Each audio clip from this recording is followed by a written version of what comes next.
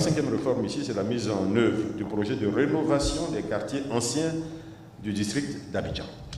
Ici, c'est un projet qui va être conduit en parfaite collaboration avec les personnes qui habitent déjà dans ces zones-là.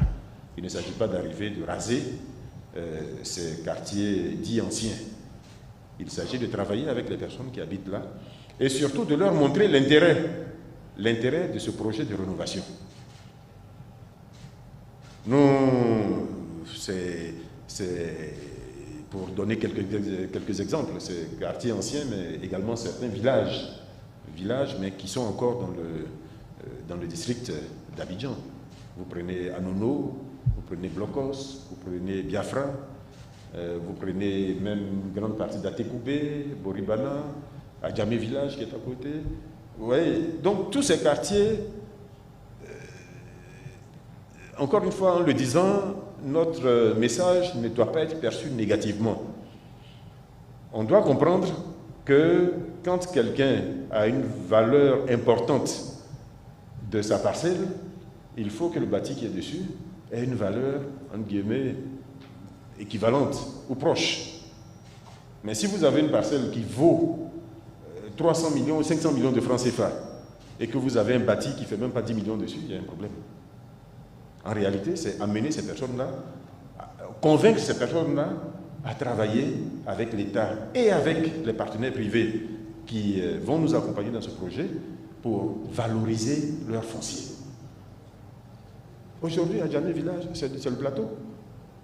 C'est le plateau. Comment on peut comprendre qu'au plateau, aujourd'hui, on soit grosso modo à 1 million de francs CFA le mètre carré et que juste à côté là, on ait des habitations, entre guillemets, de type villageois. En le disant vraiment, je ne suis pas du tout négatif, je ne suis pas insultant, je ne cherche pas à sous-estimer quelqu'un ou quelque chose, mais il s'agit de montrer au contraire la valeur qu'il y a. Blocos, c'est la même chose. Blocos, la valeur foncière aujourd'hui à Blocos fait qu'il est un peu dommage pour ces personnes-là d'avoir une telle valeur du foncier et de ne pas exploiter ce foncier-là. Donc nous essayons de les amener à comprendre l'intérêt qu'elles ont à nous accompagner dans ce projet. Ça concerne aussi quelques quartiers anciens, Sogefia, Cocody, même les 220 logements.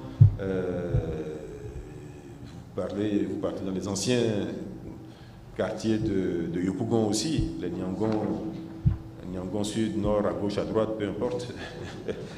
Tout cela aujourd'hui, quand vous regardez, il y a un besoin de rénovation. Et rénovation, qui dit rénovation, dit en même temps densification. Parce que nous sommes à un stade de l'évolution de la ville aujourd'hui où densifier l'habitat permet à tout le monde de gagner. Donc là où vous étiez 4 villas, imaginez que tout le monde se mette d'accord qu'avec un partenaire, vous arriviez à faire un immeuble de 6 étages, de 5 étages, de 4 étages, tout le monde à la fin est gagnant. Vous aurez votre maison, votre habitation, qui peut être un appartement. Vous aurez même peut-être un appartement en plus ou 2 appartements en plus à louer, ce qui vous fait un revenu récurrent. Aujourd'hui, souvent, nous avons cette difficulté avec les villages, où on nous dit, bon, l'urbanisation a fait qu'ils n'ont plus d'activité économique. Mais c'est comme ça qu'on peut. Aujourd'hui, c'est vrai, ils ne peuvent plus aller au champ, ils ne peuvent plus aller à la pêche. Mais le foncier qu'ils ont a une valeur très importante. Donc il s'agit de faire en sorte qu'ils puissent accéder eux-mêmes déjà à un logement plus décent et qu'ils puissent disposer de ressources récurrentes tous les mois à travers des loyers sur 1 ou 2 appartements que le projet leur aura permis d'acquérir. Donc voilà ce qui est prévu dans cette dernière réforme de ce pan.